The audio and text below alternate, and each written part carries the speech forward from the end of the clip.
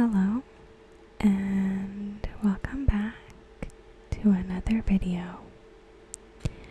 Today I am going to be going through some facts about the show Breaking Bad.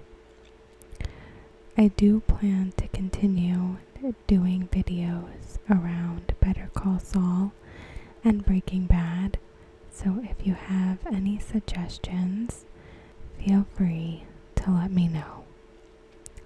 So with that, sit back, relax, and let's get started.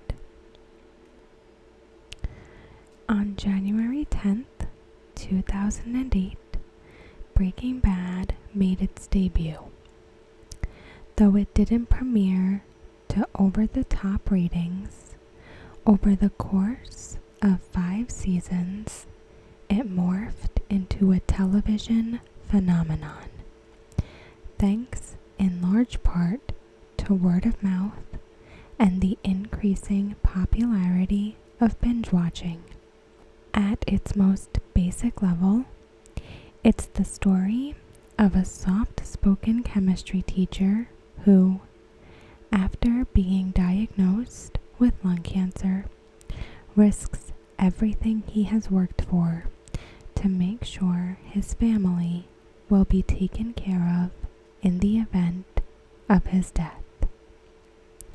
But, like all great TV shows, the story is really not that simple, and it evolves over time, with each season somehow and miraculously managing to top the one before it.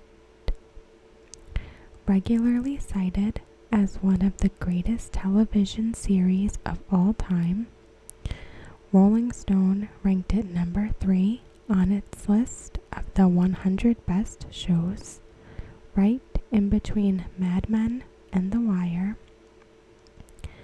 Here are some things we might not have known about the show.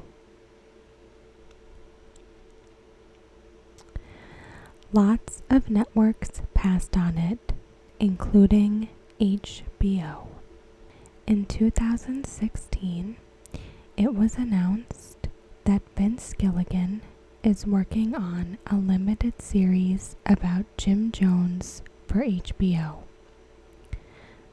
The It's Not TV network wasn't always so hot on Gilligan. In a 2011 interview, Gilligan shared that he pitched Breaking Bad to HBO and that it was, quote, the worst meeting I've ever had. The trouble with Hollywood, movies and TV, is people will leave you dangling on the end of a meat hook for days, or weeks, or months on end, Gilligan said. That happened at HBO. HBO wasn't the only network that ultimately said no to Walter White. Showtime, TNT, and FX all passed on Breaking Bad 2 for various reasons. The network really wanted Matthew Broderick to star. It's impossible to imagine Breaking Bad with anyone other than Bryan Cranston in the lead role, but he wasn't as well known when the series kicked off and AMC wanted a star. They were particularly interested in casting either Matthew Broderick or John Cusack in the lead. We all still had the image of Brian shaving his body in Malcolm in the Middle, a former AMC executive told The Hollywood Reporter about their initial reluctance to cast Cranston. We were like, really? Isn't there anybody else? but Gilligan had worked with Cranston before on an episode of The X-Files and knew he had the chops to navigate the quirks of the part. The network brass watched the episode and agreed. We needed somebody who could be dramatic and scary, yet have an underlying humanity, so when he dies, you felt sorry for him, Gilligan said. Brian nailed it. Jesse Pinkman wasn't supposed to live past season 1. While Breaking Bad ultimately ended up being largely about the tumultuous partnership between Walter White and Jesse Pinkman, Jesse wasn't originally intended to be a major character. While it's often stated that he was supposed to be killed off in episode 9 and that it was the 2007 to 2008 Writers Guild of America strike that saved him, Gilligan set the record straight in 2013, saying it became clear much earlier than that Jesse's character and his relationship to Walter was integral to moving the show forward. The writer's strike, in a sense, didn't save him because I knew by episode 2, we all did, all of us, our wonderful directors and our wonderful producers, Gilligan said. Everybody knew just how good Aaron Paul is and a pleasure to work with, and it became pretty clear early on that would be a huge, colossal mistake to kill off Jesse. When asked during a Reddit AMA about how he would have felt if Jesse had been killed off in season 1, Paul stated that my career would be over and I would be a sobbing mess watching week to week on Breaking Bad. The writer's strike did change the story arc for season 1, which turned out to be a good thing. The writer's strike did end up shortening the show's first season, which forced Gilligan to cut 2 episodes that would have seen Walter's transformation into Heisenberg happen much more quickly and violently. Gilligan was glad it worked out the way that it did. We had plotted out all our episodes before the show ever went on air, and we didn't know how well the show would be received, Gilligan told Creative Screenwriting. Not knowing how the public would take to it, you tend to want to be a little more sensational. You want to really keep the show exciting and interesting and keep them watching. All of that to say that those last 2 episodes, because of that, would have been really big episodes and would have taken the characters into a hugely different realm than they were already in, and it would have been a hard thing to come back from coming into season 2. We're not just doing those 2 episodes coming into season 2, he added. We threw those out completely and we're starting somewhere else. We're building more slowly than we otherwise would have built. I think that's really good because I know we've all had our favorite shows that were really interesting up to a certain point, but maybe they just go too far and then there's no going back from it. To me, the trick is to do as little as possible with the characters and yet keep them as interesting as possible. It's a real balancing act. The DEA helped out and even taught Bryan Cranston and Aaron Paul how to cook meth. Because of the subject matter, the show's creators thought it was only right to inform the Drug Enforcement Administration, DEA, what they were making and welcome their help. We informed them, with all due respect and consideration, that we're doing this show, and would you like to be a part of it in a consultancy in order to make sure that we get it right? Cranston told High Times. They had the choice to say, we don't want anything to do with it, but they saw that it might be in their best interest to make sure that we do it correctly. So DEA chemists came on board as consultants. The science is sound, but not perfect, and that was intentional. Dr. Donna Nelson, a chemistry professor at the University of Oklahoma, began serving as a science advisor on the show midway through the first season and was tasked with making sure the show got its science right, or at least right as is safe. I don't think there's any popular show that gets it 100% right, but that's not the goal. The goal is not to be a science education show. The goal is to be a popular show. And so there's always going to be some creative license taken because they want to make the show interesting, Nelson said. Of course, particularly with a show about drug making, you don't want to give viewers a primer on how to start their own meth empires.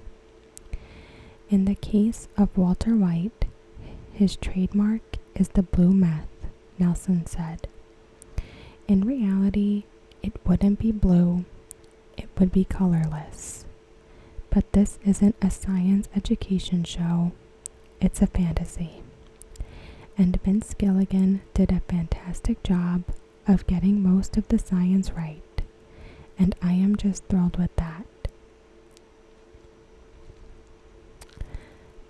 That iconic blue meth is rock candy. Whenever you see Walter and Jesse's signature blue meth, what you're actually seeing is blue rock candy. More specifically, blue rock candy from the Candy Lady, a boutique candy store in Albuquerque. Side note, they have a whole line of Breaking Bad inspired treats, which they sell under the Bad Candy Lady line.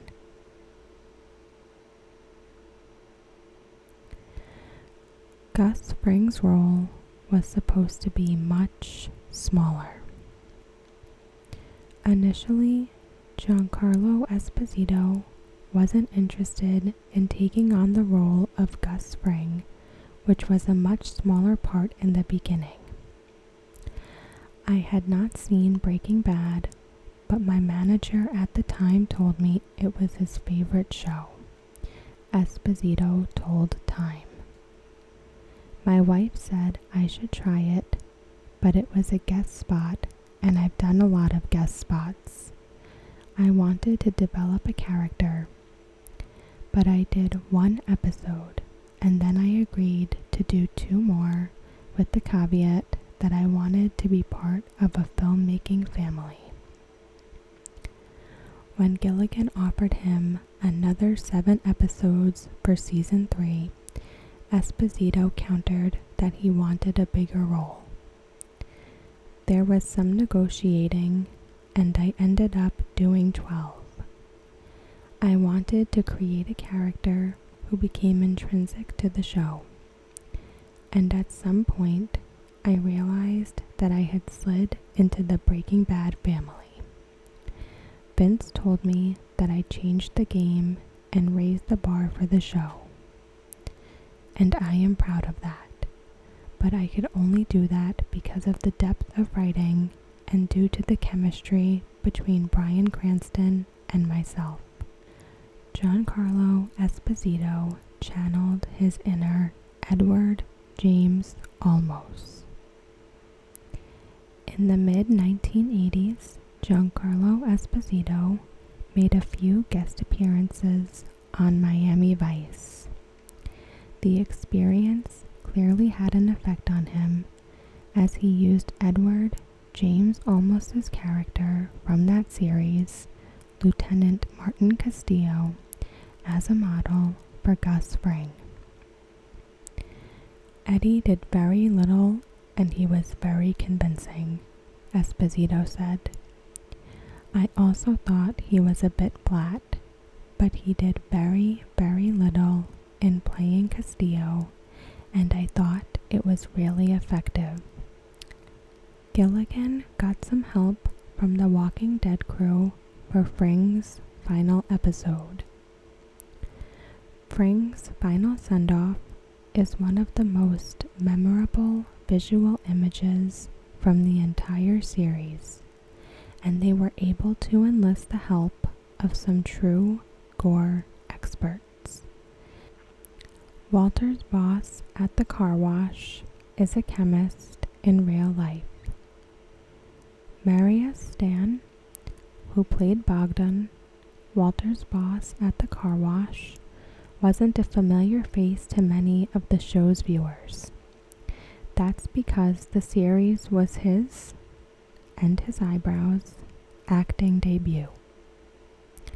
In real life, rather coincidentally, he has a PhD in chemistry and, according to a Reddit AMA, is a senior computational energy scientist at Argonne National Lab, which is one of the national laboratories under the U.S. Department of Energy, and a senior fellow at the University of Chicago, the Computation Institute. Walter White's alter ego is a nod to a real person.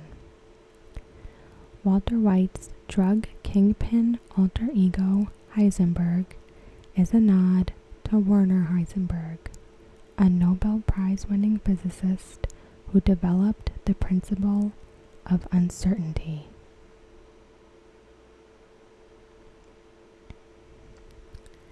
Heisenberg's signature hat was a matter of practicality.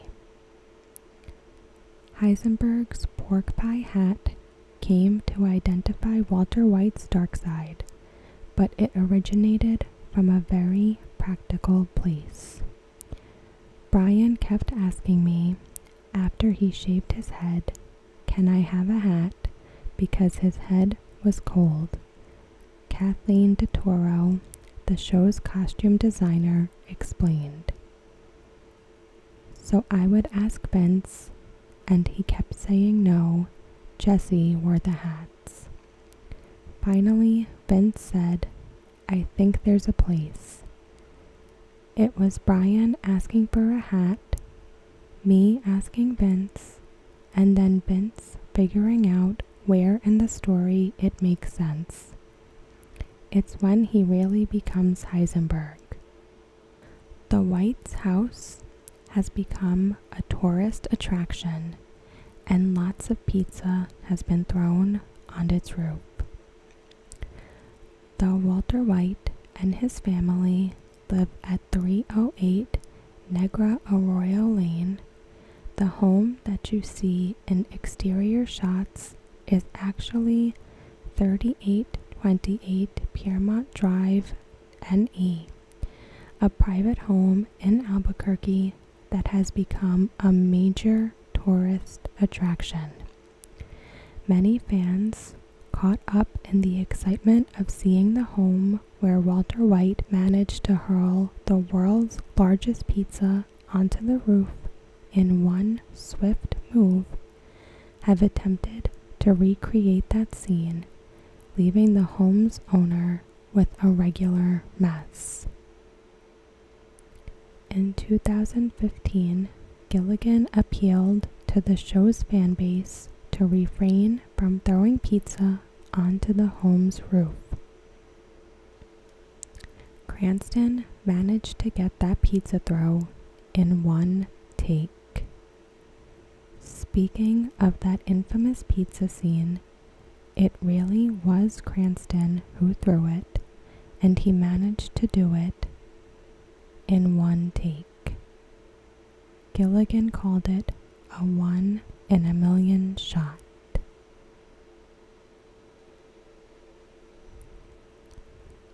Tuco gave Jesse a concussion. A fight scene between Jesse and Tuco, Raymond Cruz, turned serious when Cruz ended up accidentally knocking Paul unconscious. Raymond Cruz, who played Tuco, gave me a concussion during the episode Grilled, where Tuco takes Walt and Jesse to a shack in the middle of nowhere where we meet the famous Uncle Tio, Paul said in a Reddit AMA.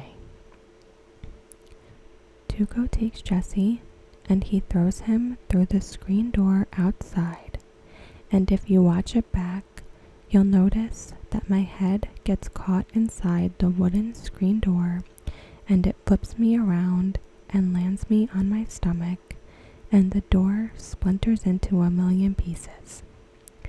Raymond just thought I was acting, so he continued and kicked me in the side and picked me up over his shoulder and threw me against the house, but in reality, I was pretty much unconscious. Just another fun day on the set of Breaking Bad. Jane's death was the hardest scene for Paul to shoot. When asked about the hardest scene to shoot during a Reddit AMA, Paul said that it was Jane's death. I honestly think the hardest scene for me to do was when Jesse woke up and found Jane lying next to him dead. Looking at Jane through Jesse's eyes that day was very hard and emotional for all of us. When that day was over, I couldn't be happier that it was, because I really, truly felt I was living those tortured moments with Jesse. The scene was hard on Cranston too, who reportedly spent 15 minutes crying after filming was complete. Mike's death was hard for everyone. When asked about filming his final scene, Jonathan Banks shared that the crew on the set that day all wore black armbands all day long. There are a lot of friends on that crew. It was an emotional day, to say the least, on set. A lot of tears. Jesse's teeth still bother Gilligan. When asked about whether he had any regrets about the show or any of its storylines, Gilligan admitted to one. One thing that sort of troubled me, looking back over the entirety of the show, Jesse's teeth were a little too perfect. There were all these beatings he took, and of course he was using meth, which is brutal on your teeth. He'd probably have terrible teeth in real life. Warren Buffett respects Walter White's business acumen. Warren Buffett was a fan of the series and even showed up to its 5th season premiere. On the red carpet, he expressed admiration of Walter White's entrepreneurship, calling him a great businessman and saying that he's my guy if I ever have to go toe to toe with anyone. There are 62 episodes in total, a number that has special meaning. Over the course of 5 seasons, Breaking Bad produced a total of 62 episodes, which is no arbitrary number. The 62nd element on the periodic table is samarium, which is used to treat a range of cancers, including lung cancer. The final death toll is pretty impressive. You might be surprised by how many people were killed throughout the show's entire run. 270. In 2016, a meth cook named Walter White was wanted by the authorities. In 2016, a 55-year-old man named Walter White rose to the top of Tuscaloosa, Alabama's most wanted list for manufacturing and selling meth. Though White wasn't a teacher, there have been other real-life stories that mirrored Walter White's descent into the criminal underworld.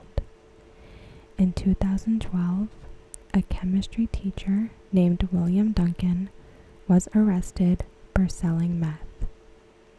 In 2011, Irina Christie, a 70-year-old math professor, was arrested for running a meth lab. So I think I am going to end the facts there. I hope you enjoyed the video. As always, thank you so much for watching. I hope you have a wonderful day and night, and I'll see you next time.